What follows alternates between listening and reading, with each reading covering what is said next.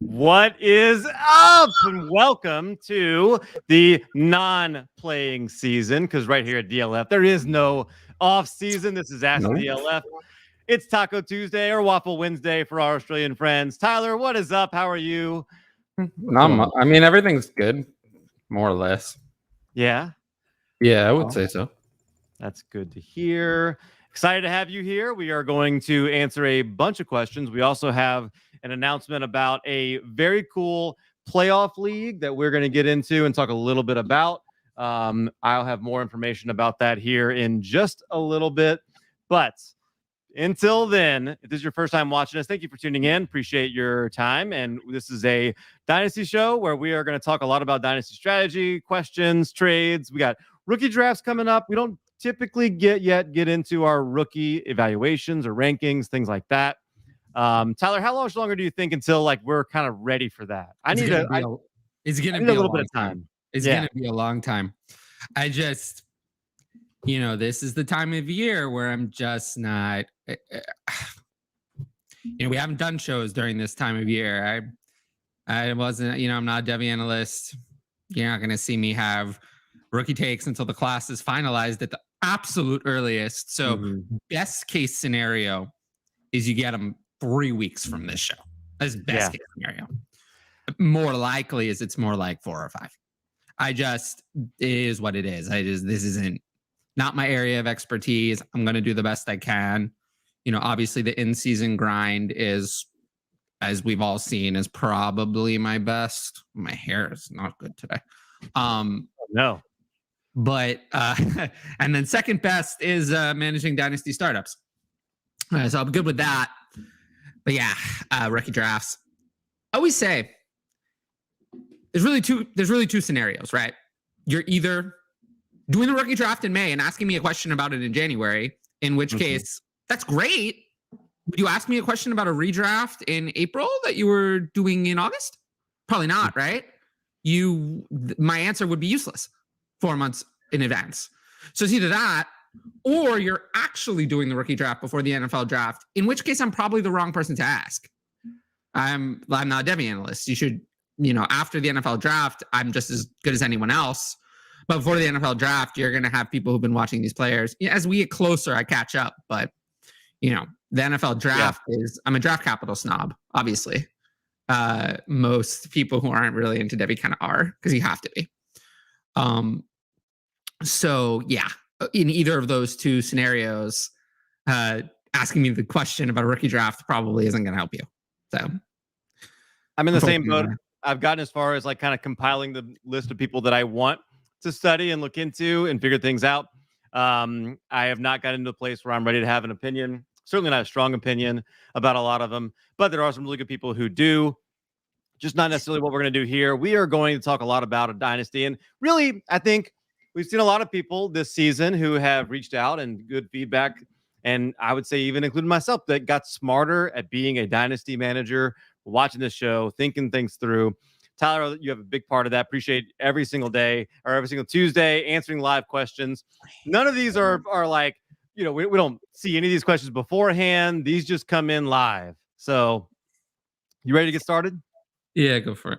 All right. We got one. The first one here from Todd.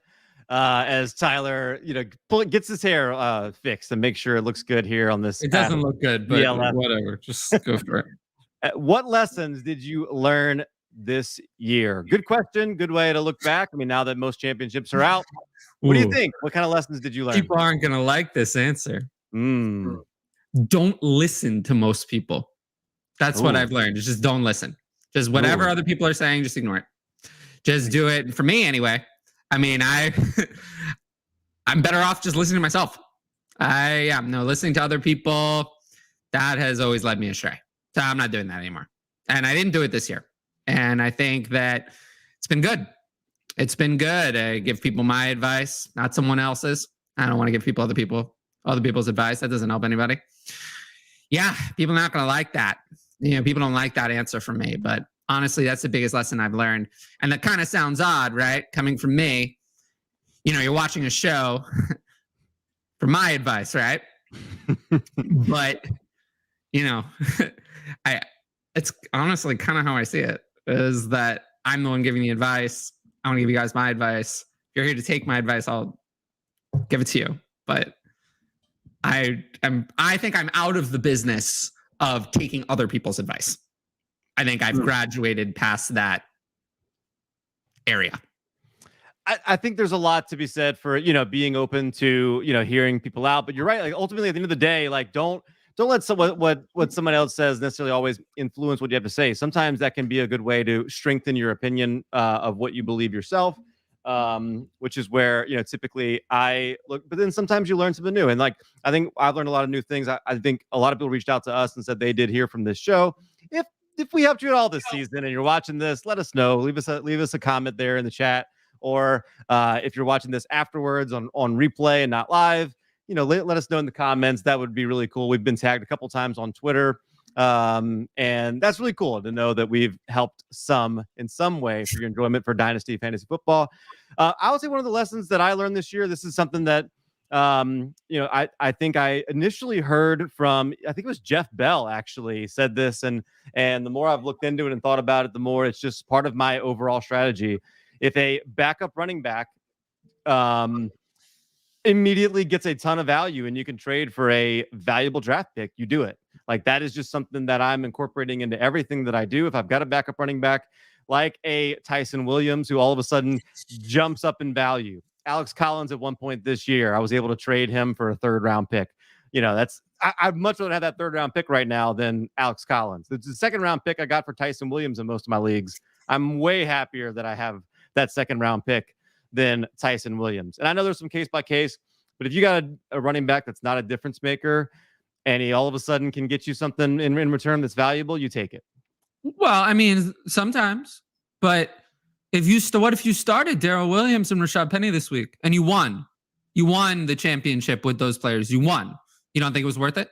You don't think a championship was worth it? I think it was worth it.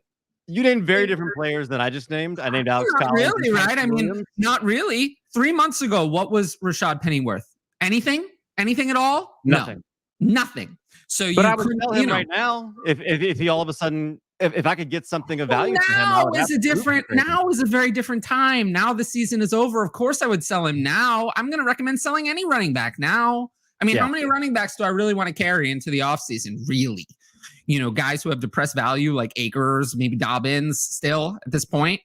Obviously, Jonathan Taylor, I'm fine having him. Him I want. Of course, Saquon. No. The fact that Saquon actually looked okay and that was a cause for celebration. That this last week was a cause,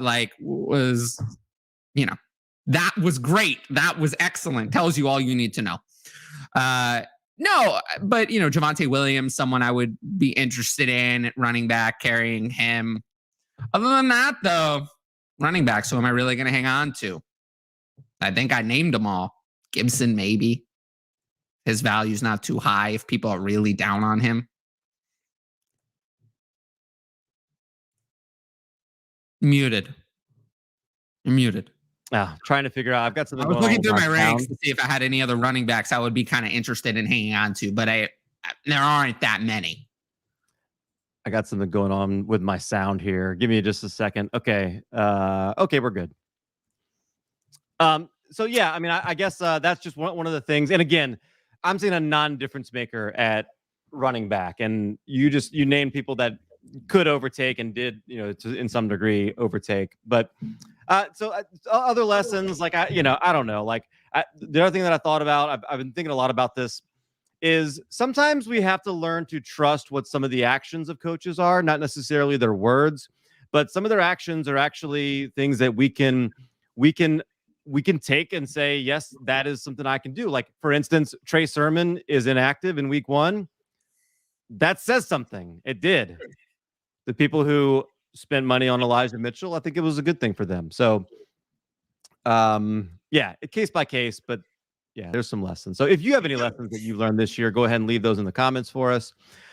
Another question here, moving on. Robert Streeter says, I never believed in just make it to the playoffs theory, but after finishing 12-1 and the most points for by 200 points, losing in the first round, should I embrace that more?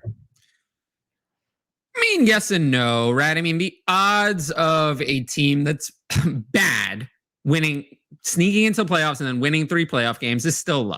Mm-hmm. If the team is bad, the odds of it are not high. I wouldn't chase after teams that are bad that have gotten lucky and then sell all out just because you're in the playoffs, have a chance to win 3 games. Wouldn't do that. But I'm not so quick to quit on teams that are actually good contenders. I don't pull the plug on those. But no, this isn't like if you win the first 3, let's say you start 3-0, but you're like 8th or 9th in points. This is not, you should not take away from this. Well, I should trade everything away that's not what you should be taking away from this. I think there's a couple things here. One, like I've always said that skill gets you into the playoffs and luck brings home a championship. Like I do think there's some, like what if you had Travis Kelce and you were riding him and he was doing really well for you and then he missed week 16. I mean, what are you going to do? Like, it's not like you don't have any control over that. You're not a bad fantasy manager because of that, but it's just part of it. Like those things happen. If you had Antonio Brown last week, it was the right thing to play him. And then I told a lot of people not to play him. Not for that reason. Although apparently his ankle was more hurt than they were willing to say. I mean, I told a lot of people, I went against the ECR. I told them to play Jamar Chase over Antonio Brown. That one worked out. That one was one of my better calls. I've never seen anything like that. Like what? Jamar Chase's game or Antonio Brown's exit? Antonio Brown. Yeah, no, I've never seen anything like that either. Vontae Davis running off the like at halftime was one thing, but that was bad. Man. But there were, yeah. I've never seen anything like that. Pretty incredible. Never leaving us bored with his actions. Antonio Brown certainly got to be the end of his career, right? That's it. Yeah, his career's over. Yeah, you can't get anything, I'm sure, selling him at this point. No, you can't. That's done. So, that ruins my dream of him and Juju Smith-Schuster ending up on the same team next year. My dream we're better off. My dream is him and Le'Veon Bell were on the same team for a couple weeks, though. Yeah, not bad. Crazy as that is. Robert, I think one of the things too, maybe to learn about this is like, if you've got a team that has a chance of squeezing in, one of the championships I won this year was with a 6th place team that it happens all the time. Snuck in, it wasn't my best team, but got hot at the right time, played the right matchups. I mean, unless we're going to go to a place where it's like a overall points wins the whole we're not thing. Going there. Yeah, then like there's going to be matchup based, and if you just happen to have played Jamar Chase this week, you probably didn't win. It doesn't matter how good your team is. Yeah, that's true. So, Ryan, what's up, guys? How big is the gap between Jefferson, Chase, and Lamb? This is an interesting point because they've kind of been in the same tier for a lot of people, but recently it does seem like Jefferson and Chase may have jumped up and vaulted into a tier separate from Lamb. Do you agree? I could see that. Yeah, I could definitely see that. I don't consider those players to be close in value. I mean, they might be close on the sheet, close on the spreadsheet, but I don't consider those players to be close in value. I consider Jefferson and Chase to be close in value, but I don't consider Lamb to be close in value to the other two. I consider it to be a good, I don't know if I would say it's a full tier, but it's close. They're not equivalent. Put it that way. Is that a good answer? That's pretty good. Okay, so then Lamb plus what equals Chase? Yeah, I figured that was the next question. So, I mean, obviously I would take Lamb in a first for either of those. Lamb in a second. I don't know if that's good enough. I'll probably just keep the other guys. Okay. All right. Let's see. Let's go to NDN VDub. I don't know. Hey guys, just won my Dynasty championship. Congrats. I have Zeke, Patterson, McLaurin, and Cooks. What should I do with these guys in a 10-team Superflex? Get rid of them. For whatever you can get. Whatever you can get. They're not. McLaurin is not just a get whatever you can get kind of guy. We're not that far away. I mean, I don't want him, so I'd like to get rid of him. Is that the possible? rest of these guys, I can see that. No, I mean McLaurin. I don't know. What do you think he can get? You can wait a little bit and see, but I want to move on. Should you wait to figure out who the quarterback is? Well, it could be really bad, but probably. Yeah, I think wait. But yeah, the other ones, I mean, like if I don't know what you're getting for Patterson or Cooks or Zeke, honestly, in a dynasty league right now, none of those guys are going to bring you very much. Well, the thing with Zeke, and Zeke is the one I would try to get rid of the most, is a running back who's going to have volume, is always going to carry some perceived value. People don't think of the fact that the Gurley is possible. You could go from volume to no volume very fast. Mm-hmm. So Zeke is I want Zeke off my team immediately. Like, I don't have any interest in Zeke. No, none at all. Like, I want Zeke gone. Cooks kind of is what he is. He's always going to have more production value than he is dynasty value. Yeah. Zeke, I'm moving off my team no matter what my team looks like. I don't care. I want gone. Cooks is what it is. Depends on your league. You might not be able to get anything for him, so you might have to keep him. McLaurin, you'll be able to get something for him, and I want him gone. I just need to find a time to do that. Patterson, if you can maybe squeeze out a second somehow, but I don't think you can. I'd even be fine adding a third to Patterson for a second. He has no value. They phased him out over the last couple of weeks, and he's 31 already? Yeah, he's already the 31-year-old running back breakout. Yeah. But yeah, and Zeke, honestly, like, is at the point he's going to be 27 going into next year, right? So, yeah, correct. He's we're July 95. We're at a place where next year he's going to have almost no value. Like this year, like this time next year. Value. Yeah, I would say, so whatever you can get, even if it seems like you're giving him away, it's going to feel like you got a lot for him at some point during the season next year. Yeah, I just have no interest in Zeke. I mean, I don't see why he has much dynasty value anymore. I mean, he obviously has dynasty value, but I'm not interested. Zeke is completely off my dynasty board. Completely. Yeah. This is a good question. I really like this. Any kind of questions like this, you have guys on your roster that you're not sure what to do with, and I like the adding in that he just won the championship with this team. So, any questions like this? These are that's a good example of a question to ask us here. Let's move on to John. Evening, gents. I wasn't able to catch the 49ers game this week. Did Trey Lance's performance do anything to change your opinion of him or his weapons heading into next season? I'm in a group chat with you, Tyler, and I have heard your opinion on this and some back and forth with some smart people. Curious what you want to share a little bit of that and your thoughts on Lance? I mean, I don't think my opinion really changed, right? It's what I said. I don't know. It is what it is. He doesn't look that great. He'd be okay. Good for fantasy. I mean, if he continues to run, but really, I mean, what is Trey Lance? Jalen Hurts was picked 3rd overall. I mean, that's really what it is, right? It's kind of what I think it is. Well, but it's Jalen Hurts with a 3rd overall pick and job security. Like, they are not going to go away from him. Like, they are invested. They're invested completely. Whereas Jalen Hurts, they're not as invested in. So that's why there's all these rumors and people don't know if he's going to start next year and this and that. That's the only thing holding back Jalen Hurts' value. His production is there. That's true. But to me, I already do not think Lance is going to be what we hoped. I think that is not happening. I think if he were, he would have started a long time ago. They've been right on the edge of the playoffs. If they thought he was really better, he would have come in the game. He's had a long time to prepare. He couldn't be better than Jimmy Garoppolo.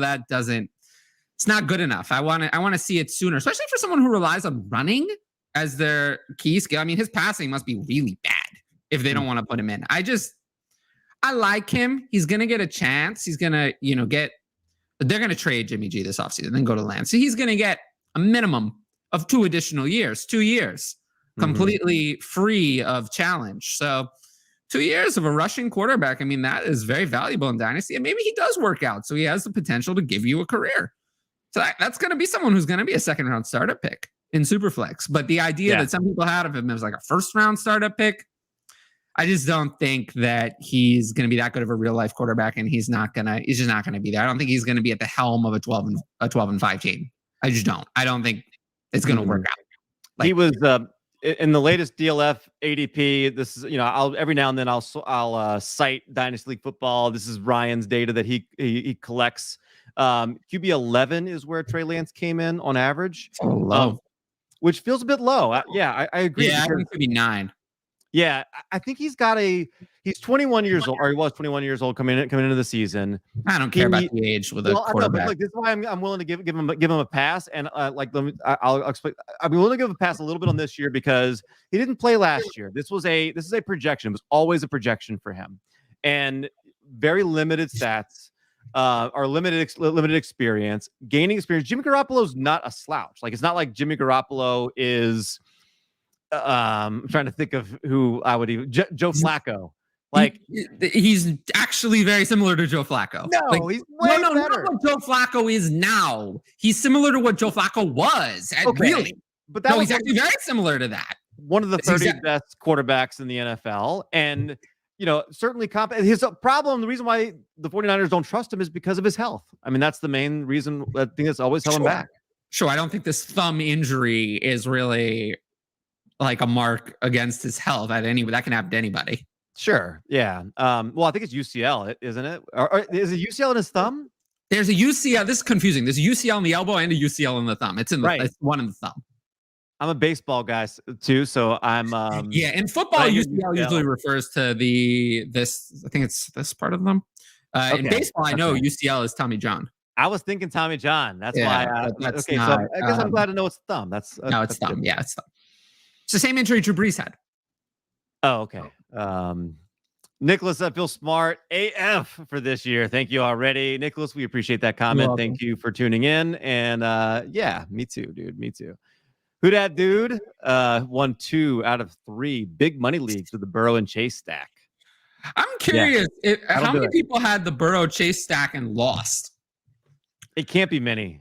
How many people had that stack and lost? That would be, can't be many. That I want to see. If you had the stack and lost, comment. I want to know. So LSU didn't do great this year. Obviously, the Saints are I don't know, maybe they get in the playoffs, maybe they don't, whatever. But a lot of people down here in New Orleans became Bengals fans the last couple of weeks with a lot of posts on Facebook that I've seen that are people talking great about that, because Chase and Burrow feel like one of ours down here. Everybody's rooting for them, excited. No, I get that because college. Yeah, it makes sense.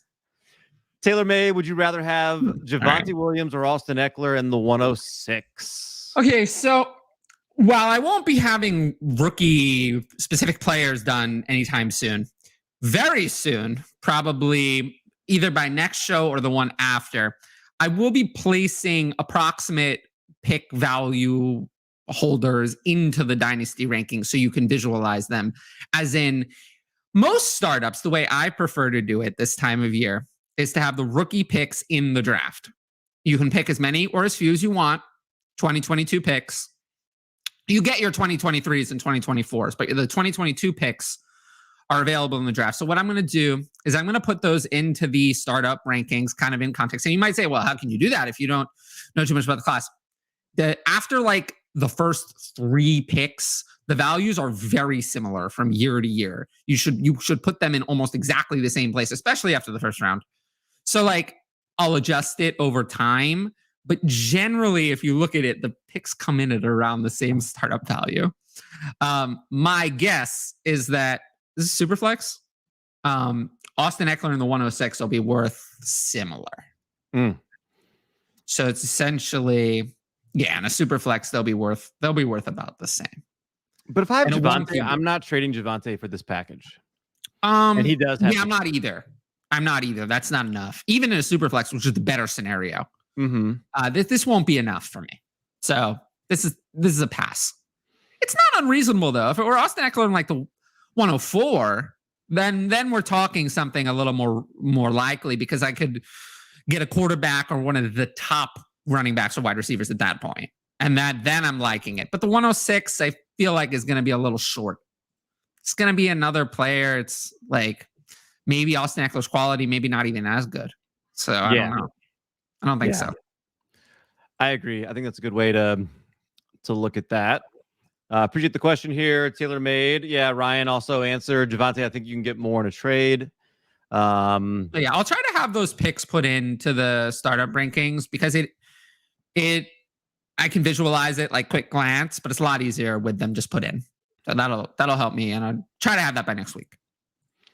Tim Shady won his league. Thanks for the advice and help of the show. Thanks, Tim. Appreciate you tuning in. And yeah, congrats on winning your league. Always a big accomplishment for sure. TaylorMade, yeah, it's a skill to make playoffs. The fantasy playoffs are more like March Madness. Anything can happen. I agree. Maybe even like more luck based even. At least with March Madness, like you can do something on the court to help your team. Like we don't have any control over what happens, you know. It just depends on who you play, you know.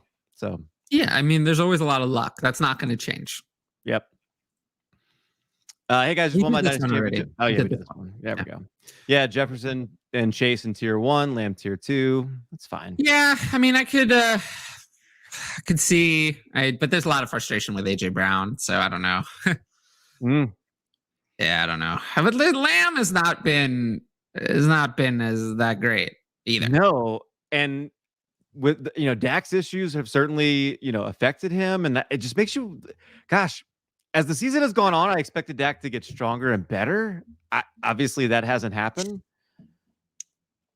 I don't know. Like, yeah, I do. I'm not gonna fault Lamb and like move him down at this point. I still think he belongs right there in that top 3. But man, it's just that everyone else has warts. Exactly. Really. Nick. I got Fields and Ayuk. My friend in my league has Lance and Mooney, so we could trade to both have a stack. Which stack would you rather? We don't care. All right, I'll say it once, and I'm going to say this 100 times. I don't care about stacks, so just get that out of your thinking right now. It does not matter, especially in Dynasty. I really don't care because players move teams. That is irrelevant. So forget about that. But I'd rather have Lance over Fields, and I'd rather have Ayuk over Mooney, and neither one is particularly close. I'm tired of. You want to talk about someone I'm concerned with? I'd always rather someone not play than play and be bad. And if you notice, I often penalize players who play and are bad more than ones that don't play at all because I get to criticize them. And if you're out of sight, out of mind, Dynasty managers, they'll forgive you. They'll be like, oh, he wasn't there. If you play and people play you in their fantasy lineups and you're bad, they won't forgive you. They won't forget. Especially not if they played you in an important game. And Justin Fields, I don't know. I mean, it's not good. Not good. I don't know. I am very concerned because unlike Trey Lance, Justin Fields was not picked in the top 5. When even picked in the top 10, he was 11th overall. There's no guarantee that they're going to stick with him forever. Obviously, he's going to be the starter next year. There's no doubt about that. But if he's bad again next year, that could be it. That could be it. It was the 11th pick. It is what it is. If he sucks, then they could move on. There's no guarantee that Justin Fields has many years like Trey Lance does. So I got to tell you, I have serious concerns with Justin Fields. All right, he's going to be someone I'm not going to be drafting. I'm going to go another way. I don't want him. Love it. So we're right about the 30-minute mark. So I want to go ahead and get to I want to talk about this playoff league real quick. So this is I'm going to get through this quick, but I do think it's important. And I'm going to ask everybody, look, you don't have to do anything huge, but if you could at least share this, I would really appreciate it. So somebody that I know really well here in the fantasy industry, it's a time of need, and I'm going to pull this up here. This is, if you go to my Twitter, and if you follow Dynasty Vipers at Dynasty Vipers, they just tweeted this out. Every year, Dynasty Vipers do a playoff league, and here's just kind of shows you what's going on. And they always donate. Like last year, they donated to No Kid Hungry. This year, some of the people involved said, we want to help. There is a member of the fantasy community, somebody, who wants to remain anonymous right now, but they had a tragedy in their family, and we want to help them. And so it's a $20 playoff league benefit. You don't have to join if you don't want to. If you could just share it, like if you have the means to donate. But look, there are a ton of prizes, and I'll as I said, I just tweeted it out, so you can find it at Calvin and Hobby right here. You can see that I just retweeted at Dynasty Vipers. There's so many prizes. The Dynasty community, fantasy community, has really come together for this. So this playoff league, we're trying to get it as big as we possibly can. There is a spot in the Scott Fish Bowl that's going to be offered up to people in this league. Memberships to dynastyleaguefootball.com. Ryan was very gracious to donate to that. Joe Bryan over at Football Guys donated membership to footballguys.com. We have memberships to RotoViz, Fantasy Points. James Coe donated Reception Perception membership to this. We've got, just a ton of things. Dynasty Nerds, like there's just a lot of people involved in this right now. And so for everybody tuning in, I'm going to pull this graphic up just one more time to show you. Here's some information. Please go, like you can contact Bob Gilchrist, who is kind of taking the lead on this. We were trying to set up for next Monday to do like somewhat of a telethon. But it's a playoff league. I just retweeted it, or quote tweeted it. If you could sign up and play, or just retweet it and help us spread the word to find people to play in it. I promise you it's going to a good cause, even though this person is, choosing to remain anonymous. I promise you this is going to someone who is one of the best people in this industry. And I would, anybody who can help, if you just want to make a donation, you can. No pressure on any of that. Just share it. Help us spread the word. So back to our questions. Yeah, in Indian, thanks for the insight, guys. Answered some questions there. Appreciate you. Problem. Yeah, appreciate you putting those questions in. If you have questions, go ahead and use the chat for that right here on YouTube. We don't get to see the questions from anywhere else, but so use the YouTube one, or Facebook. You can do it too. Anthony says, would you trade Akers right now for a 2023 first? Somebody who he thinks is going to be competitive for probably later half of the round. Feel like there's a chance the Rams re-sign Michelle and it's just a mess of a backfield next year. Tyler, what do you think? Well, there's no chance the Rams re-sign Michelle. They already have Akers and Henderson. They might re-sign someone cheap, but Michelle, they're not going to be able to afford Michelle. They don't have the luxury to spend $5 million on Michelle. That's not possible. So they're not going to do that. But with that being said, I want to keep Akers. Is that bad? I want to keep Akers. I want to keep him too. I actually kind of think you might be able to get more than a 2023 first, like a late. If I can get more, I would consider it. But I think I'll keep Akers. I believe. He's one that I do think has it. Like you said, sometimes like being out of sight, out of mind does help. And we've seen some of the workout videos, things like that, but he hasn't had to produce on the field. And I wonder, he still has a lot of. We're almost valuing him right now like he's already checked all the boxes for getting back to fantasy production. He hasn't yet, and I like him and I want him on my team. But if I can get a good return, I don't mind cashing out. I don't hate him. I like him, but I almost feel like the value is getting too high. I don't want to cash out. I know you don't. You love him. I love him too. Value's going to go up when he takes the field.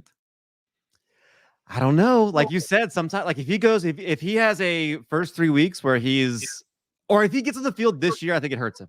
The fact that he's already activated 5 months after the Achilles injury tells me all I need to know. Tells me everything I need to know. If he goes out this Sunday and has 3 carries for 2 yards, he shouldn't be playing.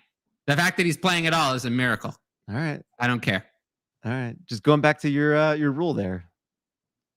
But this is a miracle. It is. This is a miracle. The fact that he's playing it's not possible. It's not possible. So I don't understand how he's playing. That's something I want to know. I want to know how that's possible because it's not. Mm-hmm. But it's a miracle. So I already give him credit for a miracle. Jason Seacrest Great show, guys. Is Clyde Edwards-Helaire worth holding, or would you trade? What do you think? Is this your first time watching the show? It must be. No, I don't want failure. I don't want failure on my team. A lot of failure. Now, let's look at what happened this week, right? What happened this week? Failure was unavailable, and all of a sudden, you could start someone in the Kansas City backfield. No failure, and then Darrell Williams came in, and all of a sudden, you could start somebody. People still believe in failure, which is Clyde Edwards' failure, by the way. And we don't want failure on our team. I don't want to hold on to that because that weighs the rest of my dynasty team down. It gives me a perception of having failure on my team, and I can't have that. So, yeah, he's gonna have to go. I don't want any part of him. His ADP value is absolutely insane. I've seen it. It is crazy. I don't. Someone has to explain that to me because I don't get it. No, he sucks. Get him as far away from you as possible. There's no difference between Clyde Edwards-Helaire and Devin Singletary. None at all, except that Devin Singletary can actually play. That's the only difference between the two. So no. If Devin Singletary were on the Chiefs, he would be an RB1. And if Clyde Edwards-Helaire were on the Bills, he would literally be on the bench. So, but that is a difference, and it is one of them was a first-round pick, and one of them. One of them, the team is definitely going to replace next year. Clyde Edwards-Helaire isn't going to be. The Chiefs will be interested in Melvin Gordon or Sony Michel. I think that's what they're going to do. They have to, because they've gotten what they needed out of the running back position. Darrell Williams is great. I mean, whatever. He's a whatever player. But if they had Sony Michel in the backfield playing like how he did with the Rams, it would be a big upgrade over either failure or boring Darrell Williams. Darrell Williams is boring. It's boring. He's uninteresting, but somehow that's still better than Clyde. So, but imagine Melvin Gordon in this offense. Melvin Gordon still looked good. This week was bad, but over the season, he still has juice. Imagine how he would do in this offense if you gave him half the touches. But get rid of Clyde right now. I don't want him. I keep imagining DeAndre Swift in this offense. That's why. How about Jonathan Taylor in this offense? How about? Jonathan Taylor, sure. I don't know if I don't know if I trust Andy Reid to hand the ball off. I think Andy Reid could figure it out. I think he would hand it off as much as Frank Reich is, but I feel like Swift would be so much fun. I like all the LSU player questions. Like the more LSU players you can ask us about, the better for me. I'd rather have Clyde than Zeke if I had to choose, though. Clyde. Oh, you know what? Okay. Let me ask you this, because I pulled up. I just came across one. This went down like 3 days ago. This is for the Trade Finder on DynastyLeagueFootball.com. Really cool tool. It's Clyde Edwards-Helaire and a 3rd round pick for Devonta Smith. What do you think about that one? Smith. Yeah, I think that's the kind of trade I'd want to do. Like I'd want to maybe add like a draft pick, something that's not necessarily going to be a 3rd round pick is a good. It doesn't have to be a 2nd or something like that, but get a wide receiver, like pivot away from the running back and get a wide receiver. I think that's the best way. I wouldn't want to do like here's Clyde Edwards-Helaire for Robert Woods. That's not a good trade. Well, that doesn't help me. Woods is hurt. I don't want that. Edwards-Helaire and a 1st for Cortland Sutton. Okay. Yeah, do that. Get the 1st. I don't want Cortland Sutton at all. No, but you want the 1st over CEH. Yeah, but I'd rather have Clyde over Cortland Sutton. Cortland Sutton barely exists in my rankings. Damon asked for our predictions on Russell Wilson's offseason. What do you think? I think he's going to be in New York playing for the Giants. I kind of wonder if he's here in New Orleans. That's possible. I can tell you where he's not going to be. He's not going to be in Seattle. He's not going to be in Seattle. I can tell you that. He's not going to be in Seattle. That ship has sailed. That's not happening. So he's going to be on. I think he's going to be in New York. Oh, in the end, he got Gallup a couple weeks ago to have for his rebuild. What are your thoughts on him? 14 team Superflex. I have AJ Brown, Kadarius Toney, and Corey Davis from other top wide receivers. Well, the other receivers are not really important for this question. This is brutal. Brutal. An ACL tear now. What's going to happen? I mean, what happens when you have an ACL tear going into free agency? It's a little different when it was Allen Robinson because that was week 1. He was going to be ready to play. Now it's an ACL tear in week 16 going into free agency. What's going to happen here? Like, two big free agents, him and Chris Godwin, both, right? Like, well, with Chris Godwin, what I think is going to happen is that the Bucs are going to sign him to they're going to get a discount. Yeah. They're going to get a discount, but they're going to sign him anyway. Chris Godwin is so good that Chris Godwin's going to get paid. It's like Allen Robinson. I think this makes it more likely that Gallup resigns in Dallas, which is I think that's still unlikely.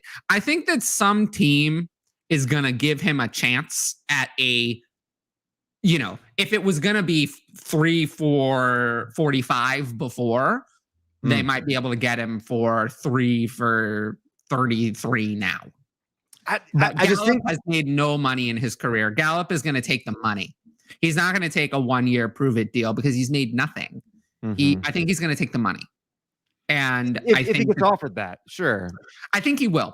I think there's going to be a team that's building that's going to be willing, even if he's going to miss a few games, to lock him in on a card. I mean, they could even go longer. I mean, longer it reduces the impact of the injury.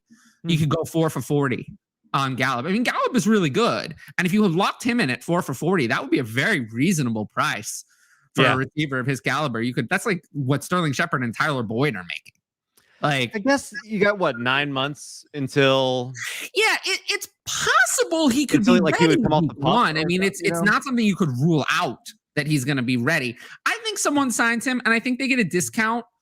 But this hurts his value because he's not going to be 100% week 1 more than likely. He might play, but he might not be 100%. So I don't know. I mean, a team that signs him is going to be one that's probably more looking long term rather than someone who's looking for an immediate impact. So I would say teams like the Lions become a little more likely. The Lions could be in the market for Michael Gallup. They need a receiver badly. Yeah. And, Amon-Ra is really good in the slot. They have a tight end. Gallup is really an outside receiver. He excels on the outside. I think he would kind of fit in with what they're doing. And if he's not ready week 1, they're probably not winning next year. They're probably a couple years away. Yeah. Somewhere he could fit in. So that's just one example. There are others, Chicago maybe, to replace Robinson. I like the idea. I hope he comes back with a vengeance because I like. Yeah, but he's still not re-signing in Dallas. Dallas doesn't have the money. Dallas doesn't have money to pay him. I just think he's going to have the continuity of having the same team rehabbing him, things like that. Like that starts. He needs the money. He hasn't made any money in his career. He's going to take the $30 million. I don't see him turning down. Why would you turn down the $30 million? I mean, he's said many times that he doesn't expect to be back with Dallas. Such terrible timing. It is, but I still think he gets his money. Nicholas says the guy in my league who has Chase also has T. Higgins. And Joe Mixon, I guess this means, and a Derrick Henry, but he's in the championship against the guy who has. Why is the championship still occurring? There shouldn't be any championships in week 18. No, get rid of week 18 championships. Should be interesting. He says, okay, so but I think we saw this year that week 17 championships are fine. There was no problem. Yes. Yeah, that's what 100%. It's going to be going forward. Jason, would you trade Devonta Smith for J.K. Dobbins or a similar? There are no similar running backs. No, Cam Akers is similar. I'm kidding. But yes, I would rather have Dobbins. I would too. His is an ADP that needs to go way up. Yeah, but this is more of a Devonta Smith. Devonta Smith just kind of Devonta Smith has a very low ceiling. This reminds me of some other players who I think are good, but it's just not going to come together for them as a wide receiver 1, not a fantasy wide receiver 1. Judy, Bateman. Where do you give Dobbins? Dobbins? Well, let's see. I have Dobbins in terms of overall spots. I have him actually significantly ahead. Well, not that much. 8 spots ahead of Devonta Smith. 28 and 36 in 1 QB overall.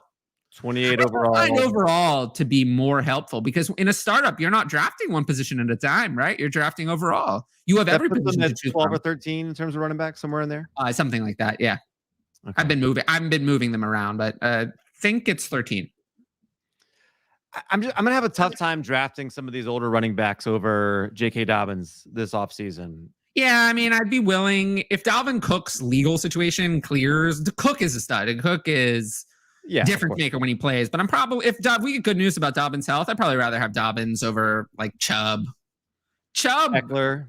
Eckler, I have a feeling is gonna give you more over the years. Chubb is the one that really concerns me because he's just not doing it for you. Yeah. He's just not good enough. I mean, he's great, but for fantasy, he's not good enough. I feel bad for Chubb because if you put him in Derrick Henry's situation on the Titans, I think he would be just as good. I think he would be just as good. But the situation he's in is just so bad, and he's aging out of his fantasy relevant years. So he's wasted away, unfortunately, in a terrible situation. Feel bad for him. The best 2774. Appreciate the question. Team A has Kyler Murray, and Team B, Joe Burrow, and a 2023 second. Which team do you guys think is winning this trade? That seems fair to me. I'd lean Kyler, but it's fair. Assuming Superflex, I guess. Well, yeah, I'd still lean Kyler. Kyler Murray over Burrow, but the second probably does make up for the difference. It's not that far. No, it's not.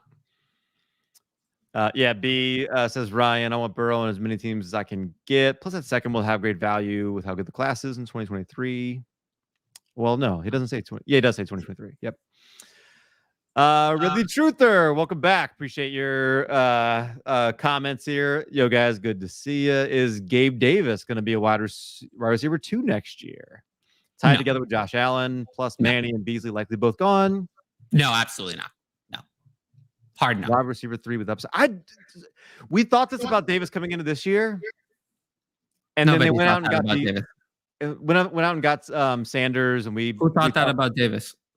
I mean, in redraft, I ranked him like wide receiver 40. Nobody thought he was going to be a wide receiver 2. Well, no, a lot of people thought he was going to burst out. Like he was a lot of people's pick for this was going to be his breakout year and all that. Yeah, I mean, I thought that, but I still ranked him wide receiver 40. It's not like. Yeah. The biggest problem with this is thinking wide receiver 2, because as you get down to like wide receiver 24, you're still at like Mike Evans and there's no way. There's Hollywood Brown and Brandon Ayuk and Amari Cooper is wide receiver 28. You're talking about someone who's a wide receiver 4 with wide receiver 3 upside in good weeks. Yeah. I like him, but wide receiver 3 is his upside weekly. Yep. Damon Pacelli, if you were to redraft the 2021 rookie class, who would your top 5 super flex picks be? I mean, Chase would be number 1. Oh, even in super flex? Yeah. Easily. All Which quarterback would be better? No, I like it. Yeah, no, easily. Pitts will probably be number 2, I think. Yeah. Pitts, I think, would be 2. Okay. It's close. Well, it depends if it's tight end premium. If it's not, then I'll take Najee. Javonte, Pitts, and I mean, those are the clear top 4, right? So in May, the ADP data said Lance, and Fields were really close. Then Chase, then Pitts, then Harris, then Zach Wilson. How far down has Wilson fallen? He's been better. Off the radar compared to these guys. Yeah. First round pick if you were redrafting? No. 12-team Superflex? No. I mean, I'd have to count, but I'd have to count the rookies because I don't have rookies separated out anymore. But I don't think so. Is Trevor Lawrence still your top quarterback from the class? Yes. Okay. That's interesting. Good question, Damon. I would have been open to someone else coming above him, but nobody else has done enough. Really. I mean, Fields has been honestly just as bad, if not worse, from what I've seen. Wilson has also been almost as bad. Mac Jones has been good, but has no fantasy upside, really. And Trey Lance, we've seen very little, and it's been a mixed bag. Yeah. So nobody's really impressed me. They've all moved down, actually. No, but only Mac Jones has moved up. All the other rookie quarterbacks have moved down. They've all lost value to me. And the position players have been so good. I mean, you got with Chase and Harris and Jalen Waddle and Javonte Williams. Yeah. Kyle Pitts, even people are like disappointed, but he still had. I don't know why. Why should they be disappointed? What is there to be disappointed in? Still a good rookie season. So yeah, I mean the top 5 are pretty clear. I mean it's Chase, Pitts, Javonte, Najee, and then your favorite quarterback. For me, it's Lawrence. Very good. Ryan hops back in. Any players we should look to trade for now before free agency, the draft? Example of Josh Palmer with Mike Williams potentially leaving. Well, the main thing I'm always looking to trade for now are picks. If I'm trading for a player, it's going to be a player oftentimes where something not so great happened during the season. Mm-hmm. But once the offseason turns around, people are going to realize that that player is actually very good. So the top of that list is Elijah Moore. Elijah Moore is the top of that list because right now he's not scoring. He didn't score. In the fantasy playoffs, he didn't do anything. But when people look back in the games that Elijah Moore actually played, they will see that we have a future star on our hands here. They are going to see that. So, but trade for him now before they really look back and he's analyzed and scrutinized and written about. He's someone I would trade for early. So Elijah Moore is the one has been my first answer to that question, but not really for any reason having to do with the free agency or the draft. He's just the player I'm targeting right now because his value seems to be down. As for players like specifically due to coming events usually are not a signal for me to trade for players. They're usually a signal for me to trade away players. So like there are players I'm looking to get rid of, Clyde Edwards-Helaire being one of them before Melvin Gordon signs there. Because that would be really bad. Yeah, that would be bad. Yeah, that would be a big problem. Mike Williams himself is a player I'd like to trade because I don't have any confidence in him in any other destination. So he'd be someone I'd like to trade away. Yeah, I mean, there are other players, but if I don't believe in the talent, I'm looking to move on. I mean, DeAndre Hopkins, Keenan Allen, obviously for obvious reasons. Yeah, there were going to be some good examples, I think, of this. Like if we could, Michael Gallup would have been somebody I was, looking to get. But yeah, I mean, that would be a good one. But it's not really for this reason. It's Nico Collins, another player I'm targeting, but not because I think free agency is going to do anything for him. Just because I think that I like the talent, I believe, and he's off the radar for a lot of people. That's more the reason. You're right. Smith, before people realize that he's coming back. Yeah. We like the role that Tyler Conklin had this year, right? And Tyler Conklin's a free agent. Irv Smith is way better. Tyler Conklin is a Jag. So there are plenty of players I'm looking to target to trade for, just not particularly for these reasons. It's more off the radar players that I'm looking at. Open 24 hours. Hey now, what's up? Appreciate you tuning in and thanks for the question. 10-team Superflex 1.5 tight end premium was offered Kittle and Hollywood for Mark Andrews. What do you think? It's not enough. It's not good enough. I'll take Andrews. It's not good enough. Andrews is now worth Kittle plus? Yes, he is. He's worth Kittle way plus. This is not good enough for me. I'll hold on to Andrews. Whew. Kittle is too inconsistent. I think we've seen every time Lance comes in, a disaster happens. I don't want disaster on my team. I can't have a disaster. I can't have 2 receptions. How often did Mark Andrews bust this year, really? I mean, wasn't he one of the most consistent players at the tight end position? Who was more consistent? He's the tight end 1 right now, isn't he? It's close between him and Kelce. I'm pretty sure. I'm pulling it up now, and yeah. But he was very consistent. It's actually not close. So it's not that close. But Andrews was very consistent. How often did Andrews really let you down? Yeah. Pick Andrews. Hollywood, I have no interest in Hollywood. Yeah, he's fine. But I love what Andrews did this year. I have no interest in Hollywood at all. He's the one that bumped himself into that upper echelon tight end tier and proved he could be a difference maker. Yeah. Yeah, and I have it ranked that way.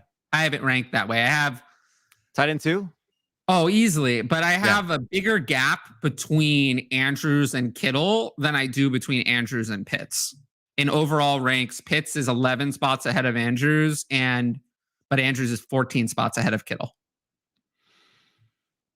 So, David asked, Fields or Hollywood in a super flex? Other QBs are Kyler and Cousins. Hollywood Brown? Fields easily. Fields easily. Yeah. It is not close. Fields easily.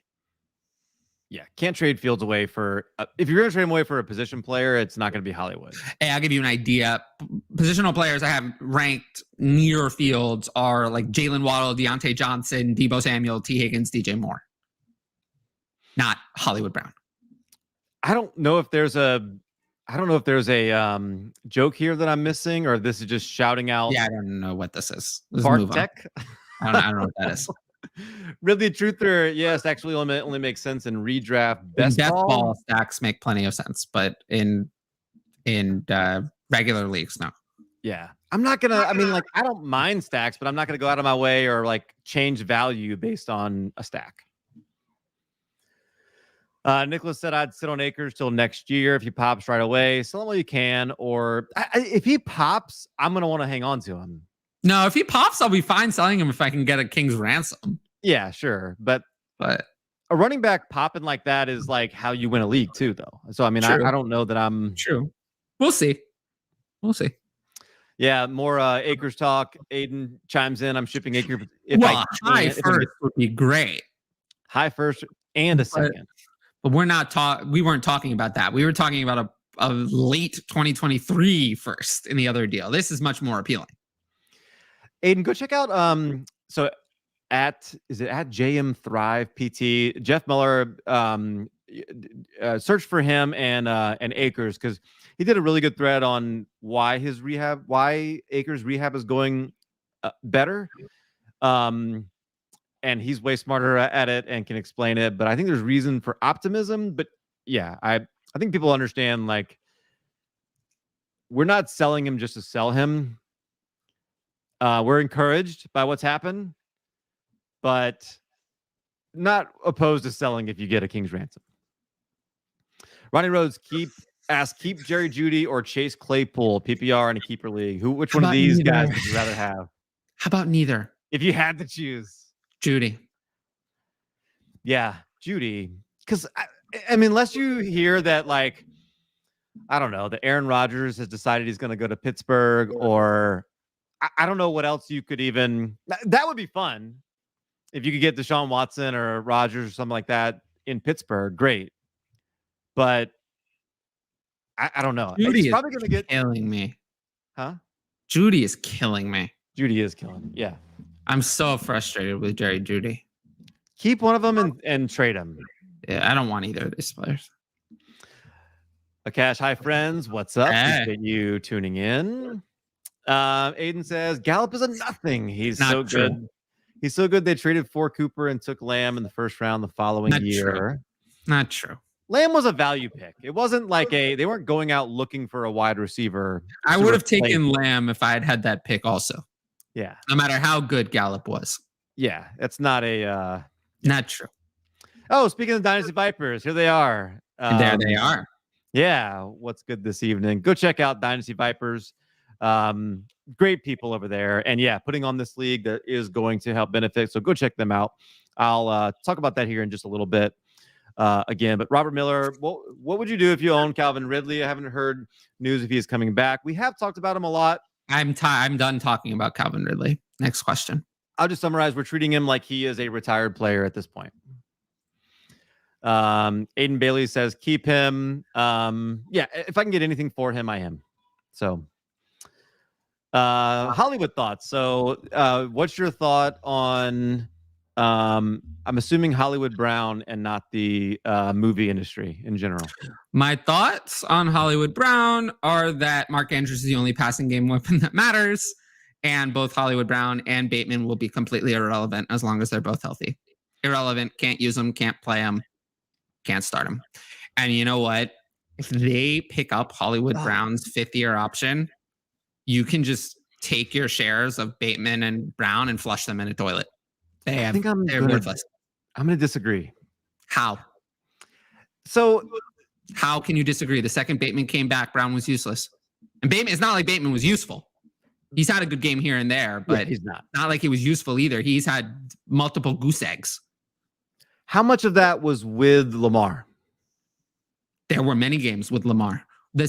Once Bateman came back, Brown was not usable. He was usable at the start of the year because there was a target share that was open. Then Bateman came back, not usable anymore. Yeah, I mean, he was getting like incredible target numbers. I get it, but I think that was because of opportunity with Bateman being out. I just think that Bateman and Brown are going to cancel each other. Andrews is the man. We know that. Yeah. Didn't matter who the quarterback was. Andrews is the man. He's the guy. And this offense just isn't good enough to support anyone else. It's good enough if one of them goes away. But if they're both there, then you can't rely on them. You can't trust them. You don't know who it's going to be. And, you're risking a 0. Anytime you play Brown or Bateman, you're risking nothing. You could get nothing because they could just be the one who's not in the offense that day. It's because Andrews is always going to be involved. So you're spinning a roulette wheel of death there. And I'm not going to do that. So Brown and Bateman are both going to be hard fades for me. I'm completely out. And if they pick up Brown's 5th-year option, then you're having now 2 more years of dead in the water. And I don't want any part of that. His targets have been there. Pick up Brown's option, by the way. I would expect them to pick it up. He's been good this year. Why wouldn't they pick it up? I think he's worth it for an option year. I think they will pick up that option. He might be somebody I'm buying. I'm totally out. His targets are still there. It's just he's had terrible quarterback play. But why do we think? But what happened in the games where Lamar was playing? What about those games? Are we just going to excuse those? Well, he hasn't played in like a month, and but what about? That, he barely had any. But what happened? I mean, let's look at that then. What happened in week 10 against Miami? 13 targets turned into 37 yards. Then there was, other games. I mean, when did Lamar go out? That's what I was trying to figure out. I like this is all kind of on the fly here. But 12 and 13, and Brown was just okay. He had 51 and 55 yards in those games. He had 8 and 5 receptions, just okay. He hasn't scored a touchdown since week 7. I mean, it's just that's a big part of it, right? Right, but whose fault is that? What week did Rashad Bateman come back? I wonder. Actually, why don't you tell me? What week did he come back? I gotta go look. Hang on. I'm pretty sure it's week 9. It was pretty close to there for sure. It was. Oh no, he was actually week 6. He came back week 6 earlier than I thought. I don't know. I'm not sure he's what has impacted it. But in the first 5 games, well, I'll just tell you the facts, and you can tell me what you think about it. The first 5 weeks, Bateman doesn't play. Brown has 5 touchdowns. Week 6, Bateman comes back. Brown has 1 touchdown since then. Those are the facts. You can tell me whatever you want to tell me, but those are facts. Well, okay, but correlation no, but and causation. They are. There's something there. Those are facts. That's the reality of the situation. That's what happened. You can have a different interpretation. I'm just saying that to me, it seems like Rashad Bateman came back and then production gone. So I don't know. That's how I see it. Is that, and it's very reasonable to see it that way because that's what's happened. Yeah. You can try to make excuses for it, and I think there are some. Lamar hasn't been as good. Lamar has then been injured. There were other issues. There were a lot of issues, but the production hasn't been there. Lamar, Hollywood, and Bateman have played 6 games together. And how have they been in those 6 games? 6 full games. Yeah, well, that sounds like a deep dive. Yeah, that's a deep dive. I'm just saying I cannot explain away the fact that it's not a coincidence that there were 5 touchdowns in the first 5 games. Those are the 5 that Bateman didn't play, and there's been 1 since. That isn't a coincidence. Yeah. All right. Hollywood's not that good. He's good, but not that good. Same with Bateman. Good, but not that good. So this situation sucks. So in a situation that sucks, players that are good, but not that good don't succeed. That's how this works. That's how this has always worked. It's the same reason why Jerry Jeudy isn't succeeding. He's good, but he's not transcendent. Mm-hmm. And he's not transcendent. He's not going to succeed in a bad situation. Courtland Sutton's the same thing. When Jeudy was out, Sutton was usable. Jeudy came back, Sutton completely unusable. It's the same thing. Transcendent. DeAndre Hopkins, Julio Jones, Devontae Adams. They'll give you theirs no matter what. But Jerry Jeudy, Rashad Bateman, Hollywood Brown will not. This is how you tease out the difference between That's why you want the transcendent talents in Dynasty. I guess that's really what I'm saying. You want the players that transcend and excel no matter what, not the players who are situation dependent. And it's a hard thing to tease that out sometimes. It's hard to tell. You have players like DJ Moore, Terry McLaurin, who are kind of hard, like which category are those players in? They're kind of on the fence. But, for me, with Bateman and Brown, it's clear which side of the fence they're on. Local liability lost semis week by 2 points just to obliterate the league champ the next week. What are we hoping to move Debo for? If you're going to move Debo, you better get a good return. You better get a good return. You better get commensurate value, because I am not just moving Debo. He is the one who seems to be the most involved in their offense. Like Kittle can just be completely scripted out of games, apparently. But Debo seems like he's the one that's always going to get involved. And maybe Mitchell, too. When Mitchell's healthy, Mitchell you could put in that group. Whereas Ayuk and Kittle are more on the fence game to game. Shanahan is going to find ways to get the ball in the hands of Debo. Oh, I totally agree. So I'm going to need what?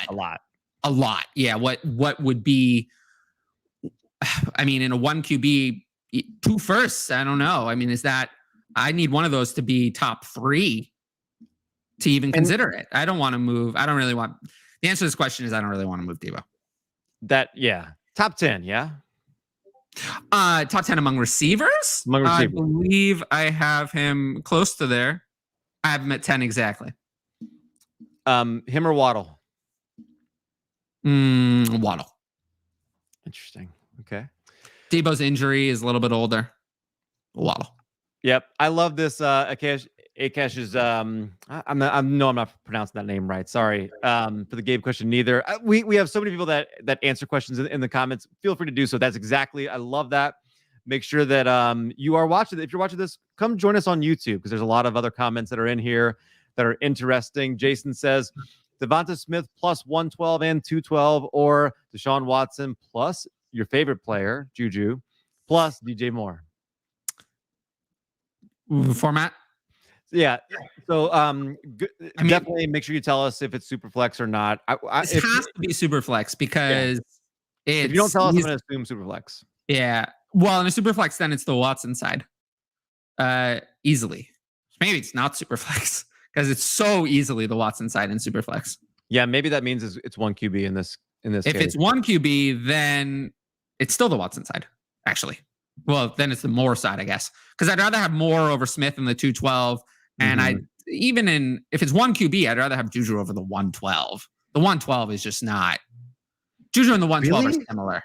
Yeah. You would trade a first round pick for Juju in a 1 QB in a weak class? Man, I'm surprised. Do you think there's going to be 12 positional players? I'm disappointed to hear you say that. Like I'm almost this is a weak class. This is not the year to be trading for a 1 QB late first. So I'll still take the Moore side. I'd much rather have Moore than Smith. Those are not close to me. I had been saying Gallup was going to sign for a bigger contract than Juju. You had been saying that too. There's no way now. I think that. But I wouldn't give I'd rather have Gallup over. I would have had before he got hurt. I easily would have rather had Gallup over the 112 easily in a 1 QB. Will Fuller for the something bad. No. People will remember their. I don't want any part of mysterious injury we know nothing about, keeps player out for the whole year.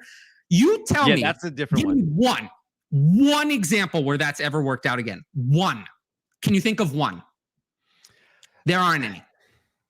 Like 2 years ago, Darren Waller was like, there was like some weird stuff at camp. Years ago? What? When? It was like 2 years ago. There was some weird stuff at camp and nobody could figure out what's going on. I don't want to hear about weird stuff at camp. I want to hear about player missed like 10 games. 10 games, though, for a mysterious injury. Kenny Golladay, 2020, mysterious injury. How did that work out? Yeah, not great. How did that work out? Then this year, Will Fuller, who knows where he is? Mysterious injury that just seems to go on and on and on. Michael Thomas, mysterious injury, keeps him out for who knows how long. Never comes back. Odell has mysterious injuries, seem to come up from time to time. And how did buying into Odell at that time go for you? Julio Jones, 2020, mysterious injuries keep popping up, coming up, and then, boom, 2021, total bust. Find me one example where this ever worked out. I don't want any part of mysterious injuries. I don't want any part of Darren Waller right now, because where has he been for the last 8 weeks? Where? He was supposed to miss like 1 game. He's just mysteriously gone. I am not going to have that. So no Will Fuller for me. He can go. I think he's done. Trogdor says, hey guys, Superflex, start 2 tight end. That definitely changes things. 2 PPR tight end premium. Hawk or Elijah Mitchell and the 110 and 112. Wow. Brutal. Elijah Mitchell and 2 first or Hawk. Well, okay. And all of that? Then it's going to be the Mitchell side. That's too much. That's too much. 2 first and Mitchell. I think in like a regular tight end premium, Hawk is worth more than Mitchell, but not worth more than Mitchell in one of these firsts. But in a 2 tight end, I mean, this offer is not far off. But no, but look, if you have the Hawk side right now, take Mitchell and the 2 first, and then try to trade something. Go get like Irv Smith or something. Like find a tight end you want to buy a little bit lower on. Dallas Goedert, maybe. Yeah, that's a good one. I'm trying to think through what some other. Dallas Goedert seems to be my guy based on how people are valued. He seems to be the guy that I end up with all the time. Or will. I don't know that people are valuing Dalton Schultz as highly as they should. He's Dalton Schultz. He's still pretty young. Schultz, I have some concerns. Do you? Like what? Just that, Dalton, it's more of a talent concern that Dalton Schultz is not actually that good. So he's a free agent. If somehow they let him go, I don't think he just succeeds anywhere else. I don't think Dalton Schultz is anything special. Do you? Because I don't. Well, I think right now he is the tight end 4 on the season, and he's 25 years old. I think this is the point where if he is a talent tight end, you usually don't find out until about this point. No, I like him, but I like him. I mean, people are even lower on him than I am. I just don't. But this is why I think you can get him for a discount. Whereas for Hawk, I'd like to get him for a discount, but only at a discount. Right. Hawk, you can get this. I think you can get somebody like Dalton Schultz for less than his production is going to give you. Yeah. No, I understand that. I have some concerns that if he doesn't re-sign there, he's not actually that good. I think that's probably. I think it's fair. Somebody changing teams. Actually, a better player, Dalton Schultz or Hunter Henry? Who do you think's actually better? Probably Henry. So and that's scary because Henry just went to irrelevance the second he went to New England. Yeah. So it's scary. If you put Henry in this role on the Cowboys, I think he would be even better. To give you an idea. Irrelevance still finishes a tight end 11, just to show you where. But in terms of tight end, the tight end 11 is ahead of Hawkinson, by the way. Yeah, no, Hawkinson, I have issues. I have some complaints there. I like him in Dynasty. I think things are going to hopefully get better for him. Hawkinson is young enough for a tight end that I'm willing to wait for him.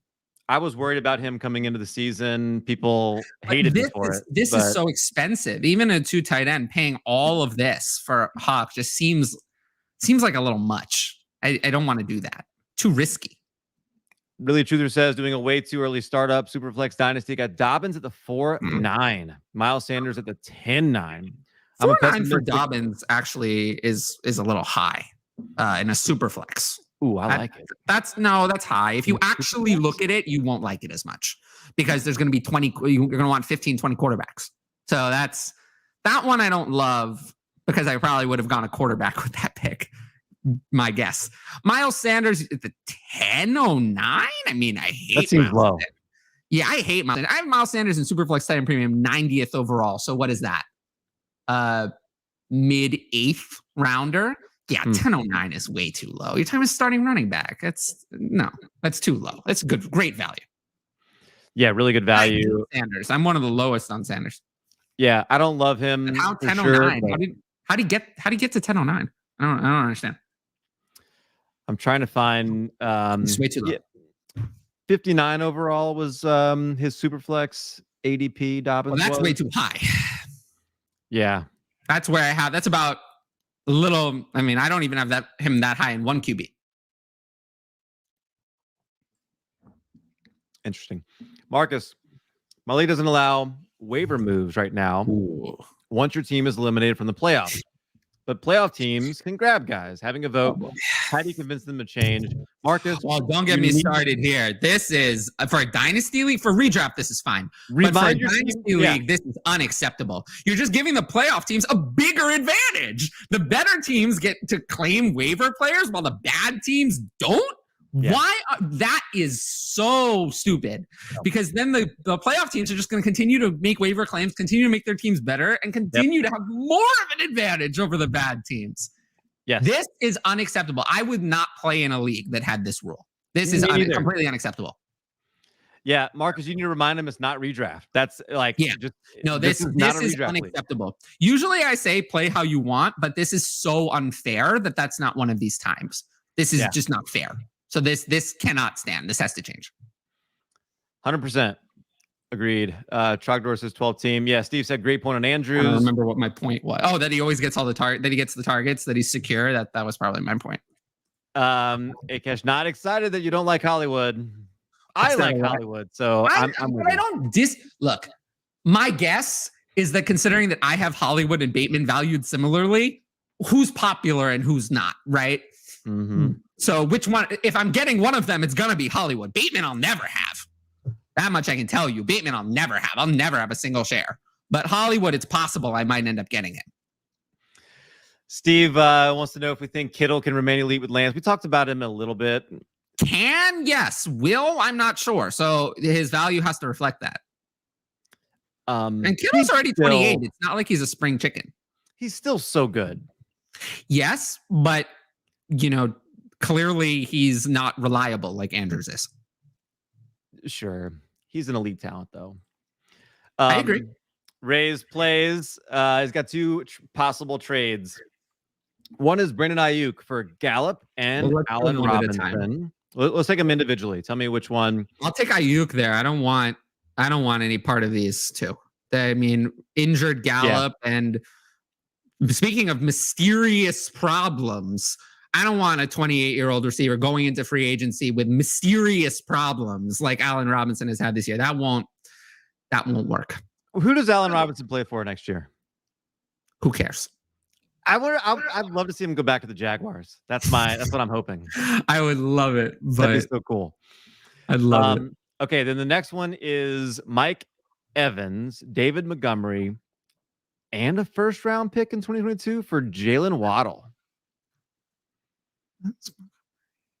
That's too much. I like Waddle, but that's too much. Give him a running back and receiver that are producing and a first-round pick for Waddle. That's just, I'm not paying that. I understand why you would do it, but I'm not paying that. Yep. Agreed. Damon wants to know Deshaun Watson predictions. I say Panthers. Panthers. Yeah, Panthers for me.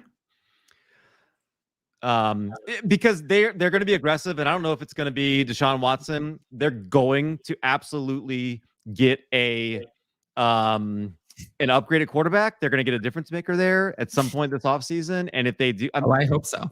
DJ Moore is a buy. Go buy him. I agree with that because I think DJ Moore is very good, but they're going to be aggressive. Concerned. The reason that I'm so adamant about the Baltimore weapons being bad is because that situation is not going to change. We know what it is. We know Lamar is going to be the starter. We know it won't change. Whereas guys like Terry McLaurin and DJ Moore are not going to have the same quarterback they had this year. So the situation could change. I agree. Aiden says I will do that. Also, I have Cook, Chubb, and McCaffrey. I have to trade one of them for salary cap reasons. Which one should he be shipping?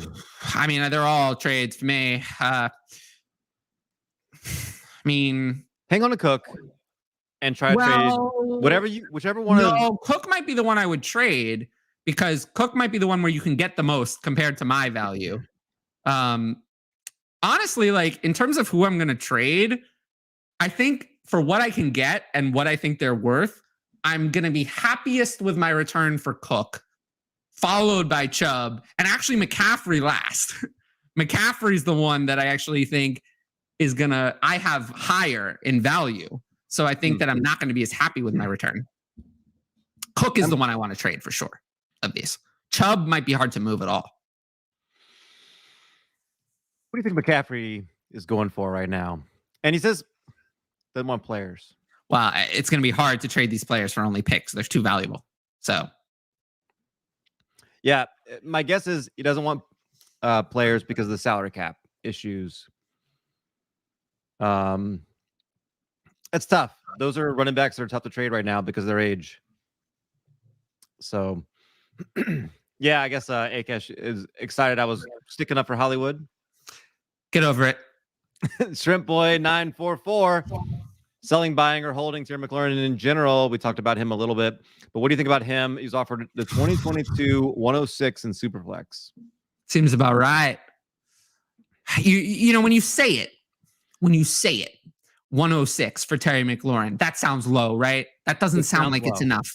But I guarantee you, when we actually go through the class, when you put the quarterbacks in, there's probably going to be at least two quarterbacks worth that, not more in the top 6. Probably at least 2, though.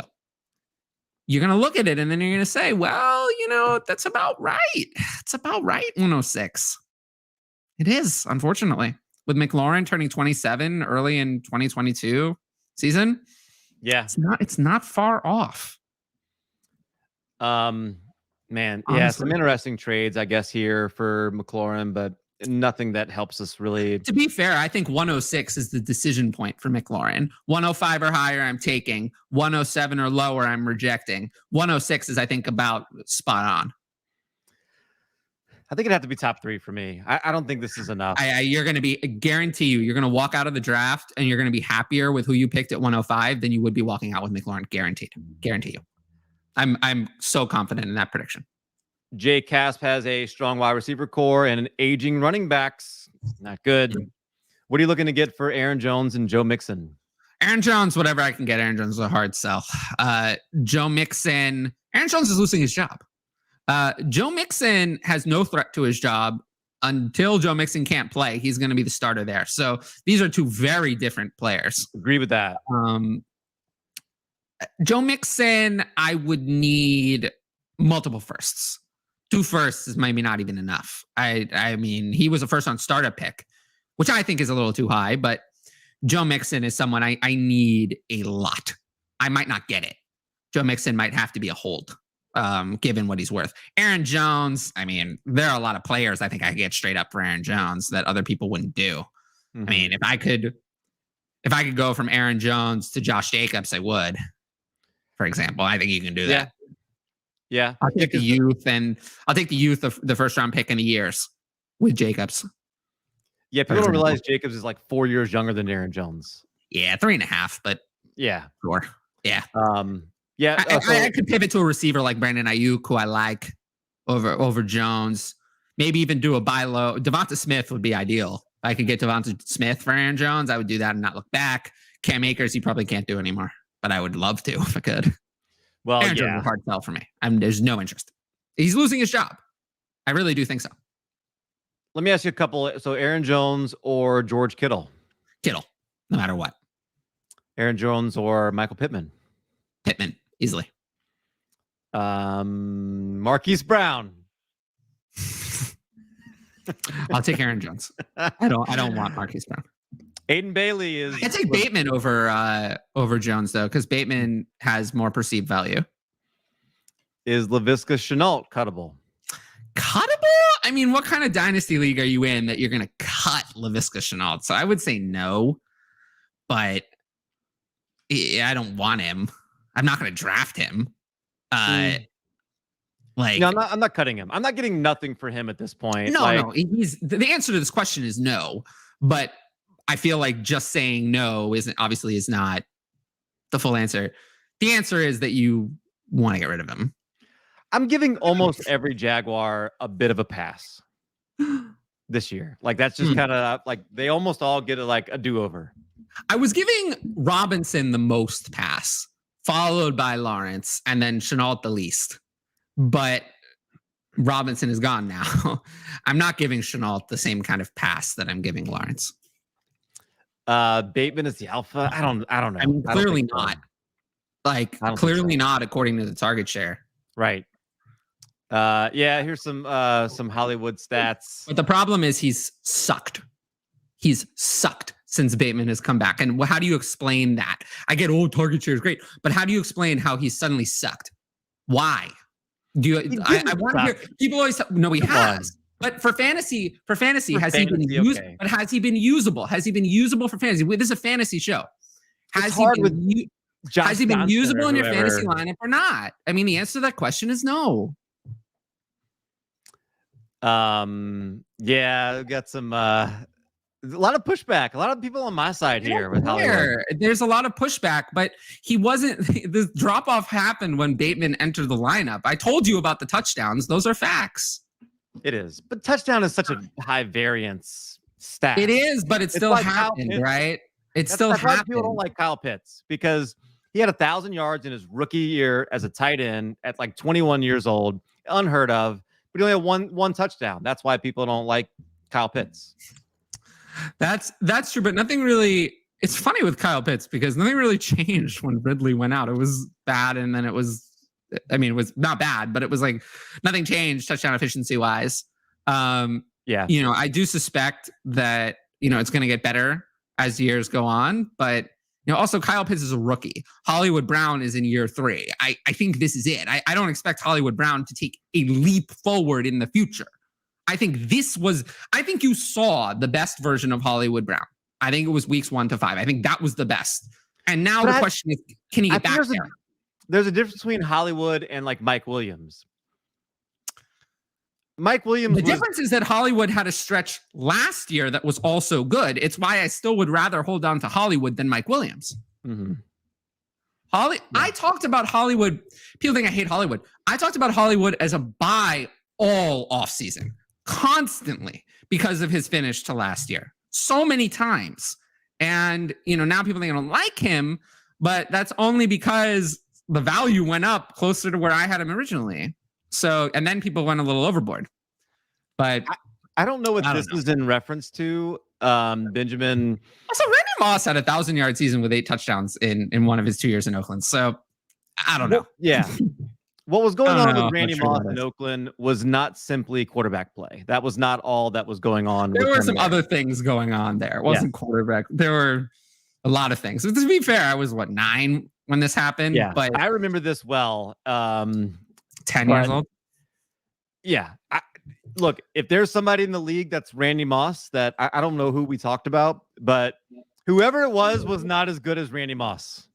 I'm more willing when it comes to what I'm willing to look past. I'm willing to look past off-field issues, coaching problems, relationship problems, which is what was going on there, more than I am mysterious injuries.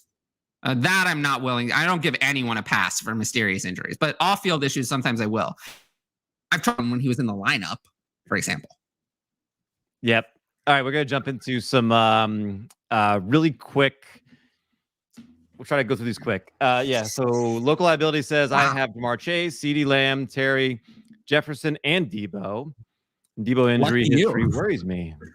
Lucky you. I'm not worried about Debo's injury history. Wait. You have Chase, Lamb, and Jefferson? Yeah, it's pretty good. That's pretty good. Yeah. So you can trade Debo if you want. You can. You don't have to, but you can. You don't have to, but you can.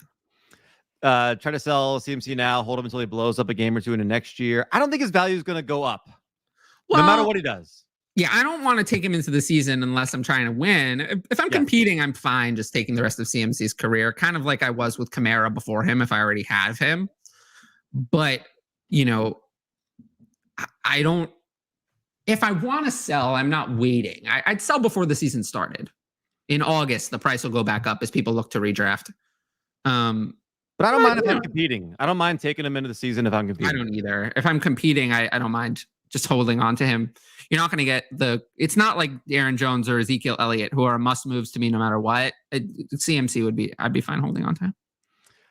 I feel like Waller injury right now is a mystery. Got him. I don't know what to do. Yeah. Oh, I can tell you what to do. Just sell him for Dallas Goedert. I don't need anything on top. Oh, interesting. Just give me Goedert. Straight up? Yeah. All right. Yeah. I always hate the position for position trades. Fine. Then try to get Goddard in a second then. Yeah. I'll take extra. PJ, what's up, PJ? Appreciate you tuning in here. Who are some guys that might be on the waiver wire that should be grabbed for the 2022 season? Cedric Wilson or neither one of these two? Yeah, probably not. I mean, James Washington's going to be a free agent. You never know, but I'm not really looking at him. Cedric Wilson, he's probably going to re-sign and play Michael Gallup's role there as a wide receiver 3, whatever. I mean, he'll have streaming value in the games Lamb or Cooper misses. So I guess, but it's not really high upside. So these are not really players I would consider. I don't know who's going to be on the waiver wire that could be relevant. So in Superflex, somebody like Mitchell Trubisky, maybe. Yeah, but he's probably not on waivers. Probably not. In a shallower league, maybe. And then he would be someone I would consider. Yeah, I mean, Christian Wilkerson, if he's on waivers. Is like Tyler Johnson somebody maybe if... I doubt Tyler Johnson's on waivers. Yeah, but probably not. If he is, then yes. Yeah. I don't know. I'm looking at who would be on waivers. It wouldn't be pretty like Quintez Cephas or something or Josiah DeGara. If he's on waivers, I'd have some interest in. What about Jacob Harris? I could name other tight ends: Jacob Harris, Josiah DeGuara, John Bates, Kylan Granson, Noah Gray.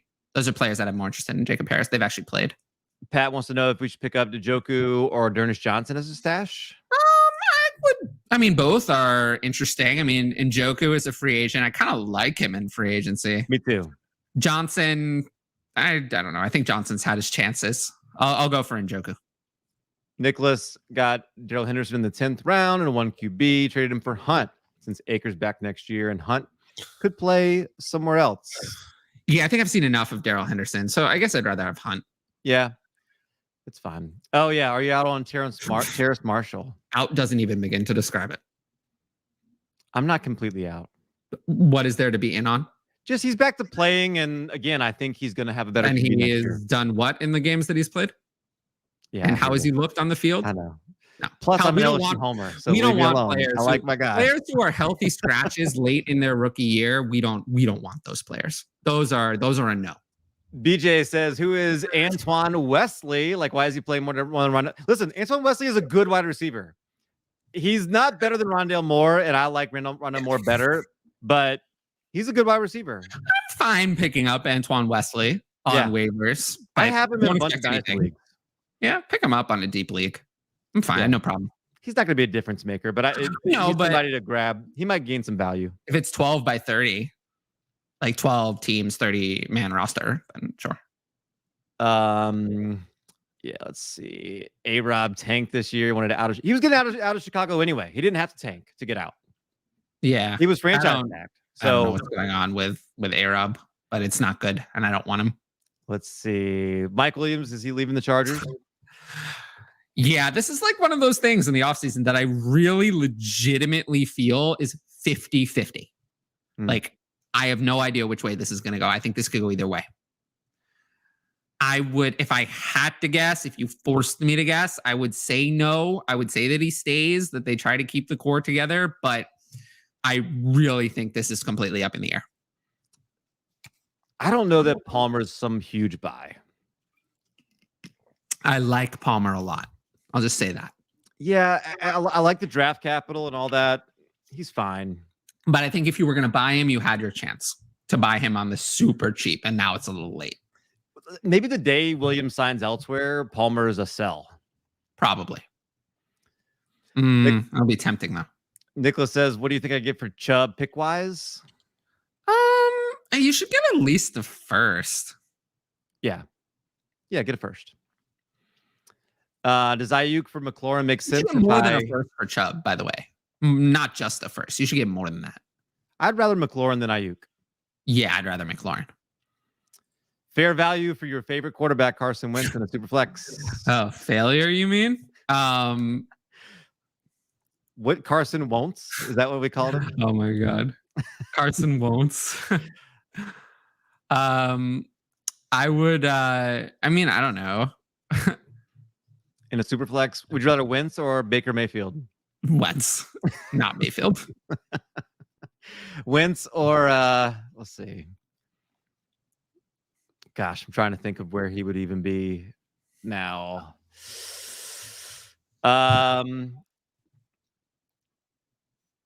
Tom Brady. Probably Wentz, I guess. Kirk Cousins. Aiden says take a shot of Drake London over McLaurin. Is that kind of where we would be? Well, I don't have to make that pick now. Yeah. But, you get to choose. So that's why I want the pick, because who knows? Thoughts on players retiring on your team? I'm fine with it if it wins a title. Yeah.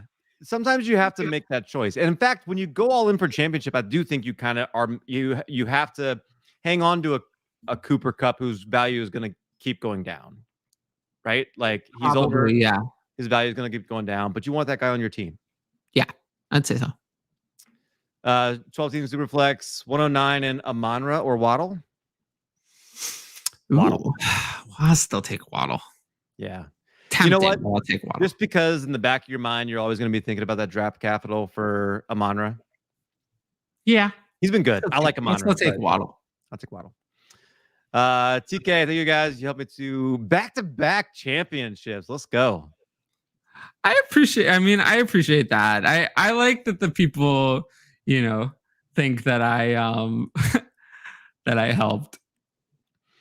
Let's see. Volume is more predictive than efficiency. Sometimes.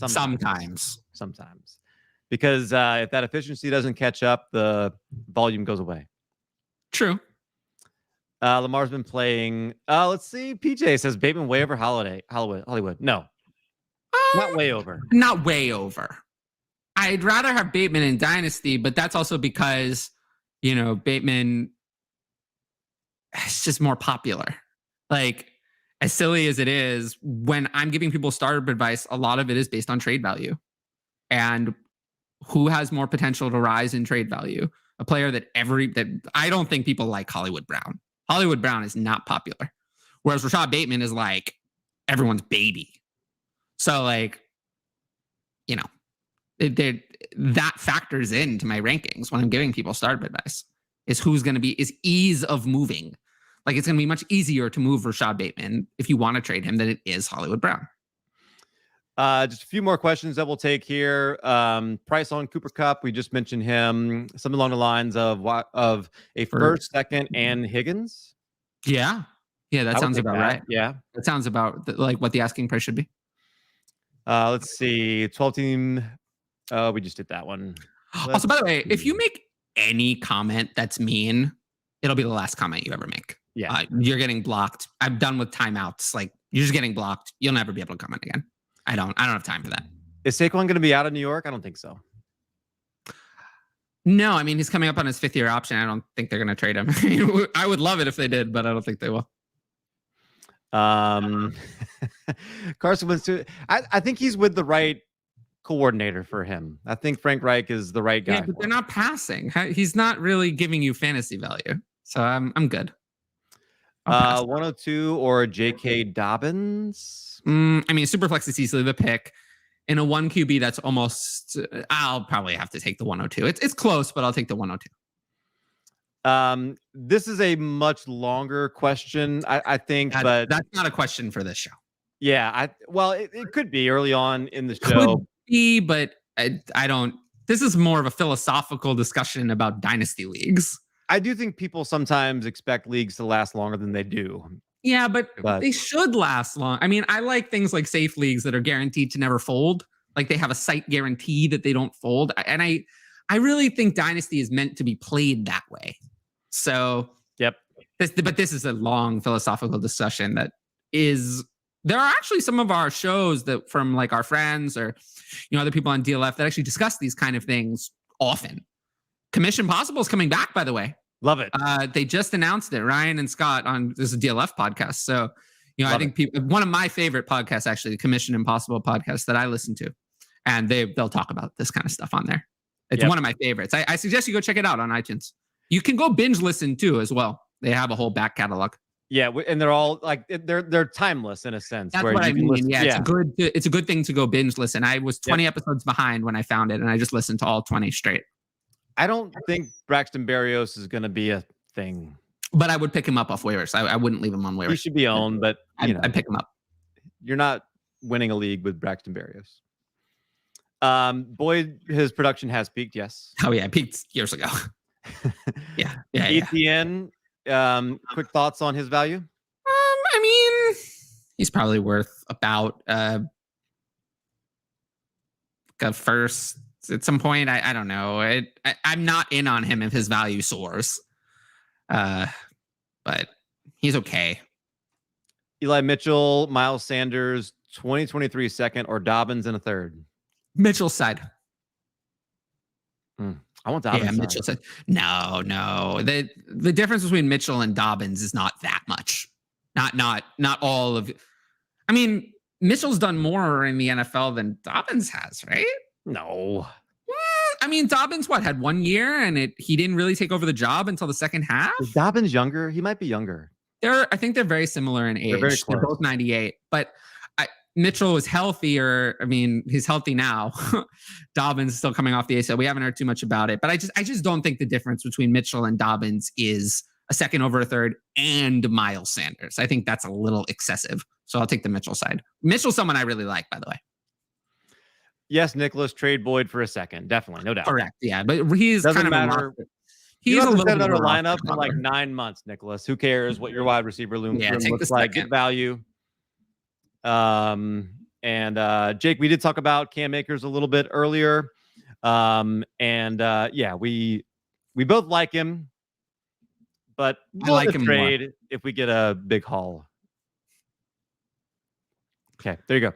All right, that's going to be the end of the show. But one last thing I want to tell you before we go, I'm just going to mention this. There is a playoff league. It's a charity league. Your season doesn't have to be over. It is a fun league. I played in this last year through the Dynasty Vipers. Here, I'm putting this graphic up right here. Lots of prizes. There's a spot in the Scott Fish Bowl. There is going to be a championship belt I didn't mention earlier, which is really cool. Membership to DLF. There's a few of those to be given away. Football guys, Dynasty Trade Calculator, Dynasty Nerds. James Coe added some reception perception memberships, fantasy points, IDP guys, Spaceman. He's got a really cool Patreon, FF Spaceman, where he will go through and talk about your whole league. But look, right here at Calvin and Hobby, I retweeted earlier. It's going to be the most recent thing that I did, talking about the playoff league.